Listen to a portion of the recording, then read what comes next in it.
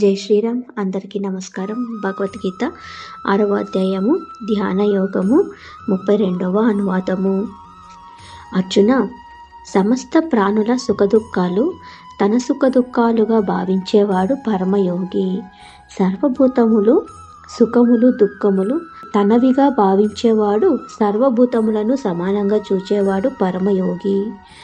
సమంగా ఏం చేస్తాడు? నాకిష్టమైనది సర్వప్రాణులకు సుఖము అనుకూలము, నాకు కష్టము ప్రతికూలము అయినది సర్వప్రాణులకు కష్టము అనిష్టము ప్రతికూలము అని. తనకు వలనే అందరికీ అనుకూల ప్రతికూలాలు అవి సర్వప్రాణులకు సమానమని తెలిసి అహింసకుడు ఎవనికి ప్రతికూలముగా ఏదీ చెయ్యడు అని అర్థం. ఈ విధమైన సామయిక దర్శనం నిష్ట కలిగిన అహింసకుడు యోగులందరిలో శ్రేష్ఠుడు. జై శ్రీరామ్.